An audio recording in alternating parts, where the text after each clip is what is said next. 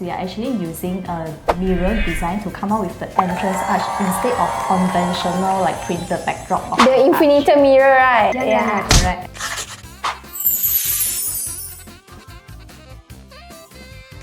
Hello and welcome back to our podcast Beyond the Stage, and today we are diving into a topic that's super close to our heart, which is planning dream events. And with me, Pui, we have none other than Iris, our senior project executive. She has been hands-on in bringing sustainable practices into our events. Hello, Iris. Hi, thanks for having me. Excited to share about this. Have you ever worked on an event where you tried to go green or reduce waste, and what was the experience like? During the past event, My Fintech Week Malaysia 2025, we actually used the recyclable material to do our directional signages. We actually also reprinted the buntings with the previous old bunting. So actually we just reprint the content itself and then use back the previous structure. Wow, very recyclable! Yeah, so actually for the highlights, we are actually using a mirror design to come up with the entrance arch instead of conventional printed backdrop. The infinitor mirror, right? Yeah, correct. Totally love what you guys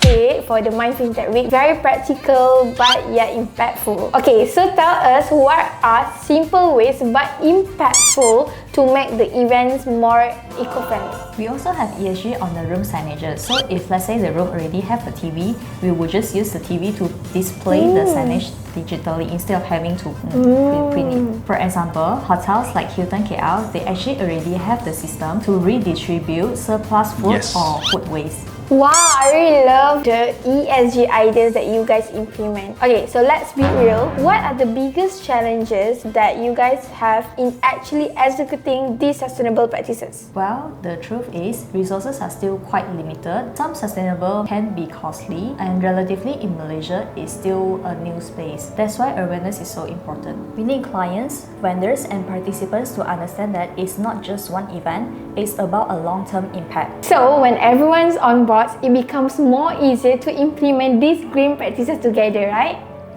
Yes. Okay, Iris, I think that was such a good point. It really takes a collective effort.